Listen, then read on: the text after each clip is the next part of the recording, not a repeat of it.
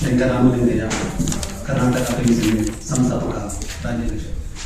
ಮೊದಲಿಗೆ ಈ ಒಂದು ಪತ್ರಿಕಾಗೋಷ್ಠಿಗೆ ಬಂದಿರುವಂತಹ ಎಲ್ಲ ಮಾಧ್ಯಮ ಮಿತ್ರರಿಗೆ ಸ್ವಾಗತ ಕೋರುತ್ತಾ, ಈ ಪತ್ರಿಕಾಗೋಷ್ಠಿಯ ಉದ್ದೇಶ ಬೌದ್ಧಗಯ ಮಹಾಬೋಧಿ ಮಹಾವಿಹಾರ ಮುಕ್ತಿ ಆಂದೋಲನ ವಿಚಾರವಾಗಿ ಪತ್ರಿಕಾಗೋಷ್ಠಿಗೆ ಬಂದಿರುವಂತಹ ಹಿರಿಯ ಹೋರಾಟಗಾರರು, ಹೆಮ್ಮೆಯ ಮುಖಂಡರಾದಂತಹ ನಮ್ಮೆಲ್ಲರ ನೆಚ್ಚಿನ ನಾಯಕರಾದ ಡಾಕ್ಟರ್ ಎಂ ವೆಂಕಟರಮಣ ಬಂದಿದ್ದಾರೆ. ಅವರು ಸಹ ಪತ್ರಿಕಾಗೋಷ್ಠಿಗೆ ಸ್ವಾಗತ ಕೋರುತ್ತೇನೆ.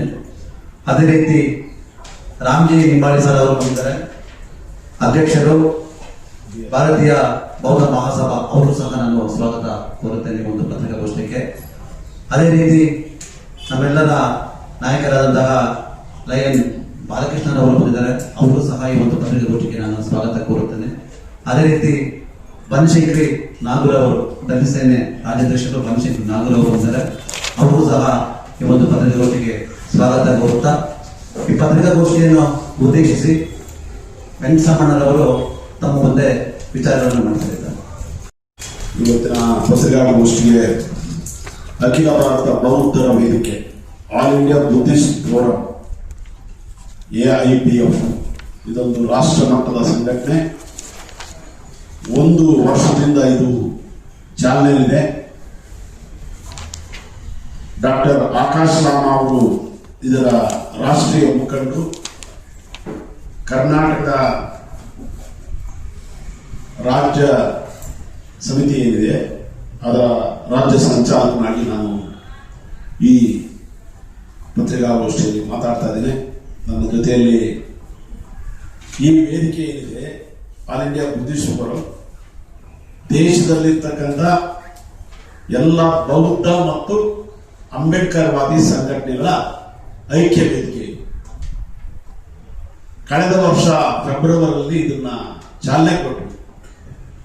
ಫೆಬ್ರವರಿ 12ನೇ ತಾರೀಕು ಹೋದ ವರ್ಷ ಬುದ್ಧಗಯದಲ್ಲೇ ಚಾಲನೆ ಕೊಟ್ಟು ವಿವಿಧ ಹಂತದ ಹೋರಾಟಗಳನ್ನು ಹಮ್ಮಿಕೊಂಡು ಅದರ ವಾರ್ಷಿಕ ರಾಷ್ಟ್ರೀಯ ಅಧಿವೇಶನವನ್ನ ಇದೇ ಫೆಬ್ರವರಿ 8 ಮತ್ತು 9ನೇ ತಾರೀಕು ಆ ಅಧಿವೇಶನ ಆಯೋಜನೆ ಆಗಿದೆ.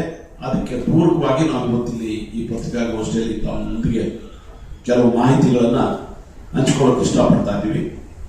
ಕಳೆದ ವರ್ಷ 2 ಸಲ ನಾವು ಇದೇ ವಿಷಯವಾಗಿ ಇಲ್ಲಿ ಪತ್ರಿಕಾಗೋಷ್ಠಿಯನ್ನು ಕರೆದಿದ್ದೀವಿ ಮತ್ತು ರಾಜ್ಯದ ಅನೇಕ ಭಾಗಗಳಲ್ಲಿ ಪತ್ರಿಕಾಗೋಷ್ಠಿ ನಡೆಸಿ ಸಭೆಗಳನ್ನು ನಡೆಸಿ ಈ ಆಂದೋಲನಕ್ಕೆ ಕರ್ನಾಟಕದಲ್ಲಿ ಬಹಳ ಸಕ್ರಿಯವಾದಂತ ಸಿದ್ಧತೆ ನಡೆದಿರೋದನ್ನ ತಮ್ಮ ಗಮನಕ್ಕೆ ತರ್ತಾ, ಆಕಾಶ್ ರಾಮ್ ಅವರು 2 ಸಲ ಬಂದೋಗಿದ್ದಾರೆ. ಒಂದು ಫ್ರೀಡಂ ಪಾರ್ಕ್ ಅಲ್ಲಿ ರಾಜ್ಯ ಮಟ್ಟದ ಪ್ರತಿಭಟನೆ, ಅದರ ಜೊತೆಗೆ ಸದಾಶಿವನಾಥಲ್ಲಿರ್ತಕ್ಕಂಥ ನಾಗಸೇನಾ ಬುದ್ಧಿವಿಹಾರಕ್ಕೆ 2 ಸಲ ಬಂದೋಗಿದ್ದಾರೆ. ಪೂರ್ವ ಸಿದ್ಧತೆಯಲ್ಲಿದ್ದೀವಿ.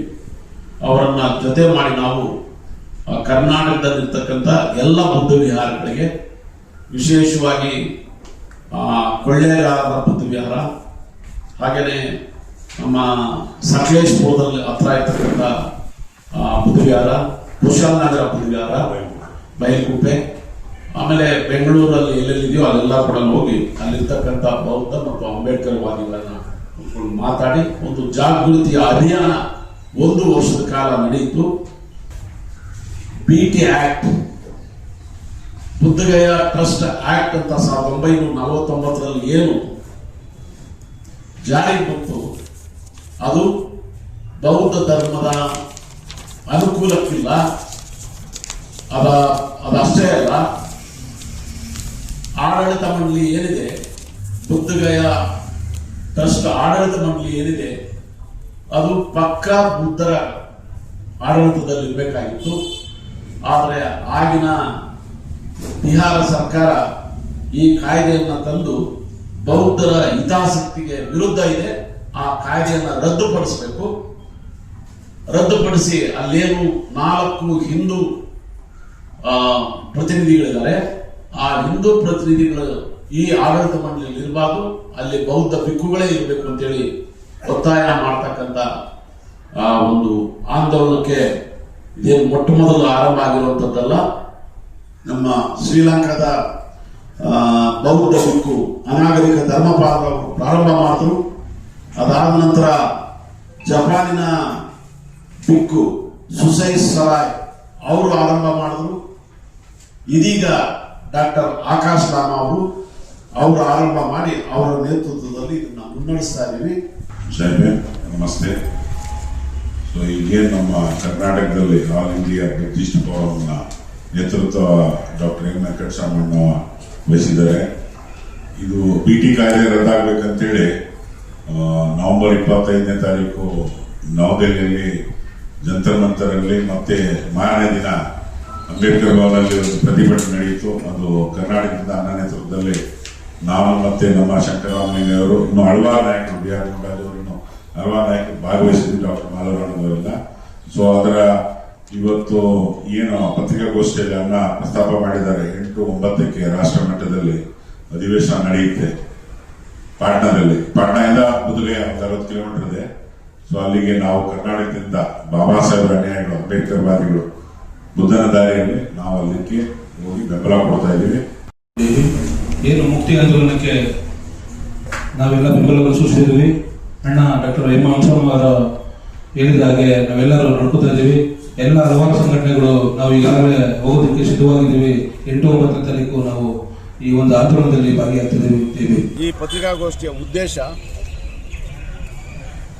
ಫೆಬ್ರವರಿ 8 ಮತ್ತು 9 ಈ 2 ದಿನ ಬುದ್ಧಗಯಾದಲ್ಲಿ ರಾಷ್ಟ್ರೀಯ ಅಧಿವೇಶನ ಇದೆ. ಎಲ್ಲ ಬೌದ್ಧರು ಮತ್ತು ಅಂಬೇಡ್ಕರ್ ಅನುಯಾಯಿಯ ಸಂಘಟನೆಗಳ ಮುಖಂಡರು ಅಲ್ಲೆಲ್ಲ ಕೂಡ ಭಾಗವಹಿಸ್ತಾ ಇದ್ದೀವಿ. ಒಂದು ರಾಷ್ಟ್ರ ಮಟ್ಟದ ಅಧಿವೇಶನ ನಡೀತದೆ.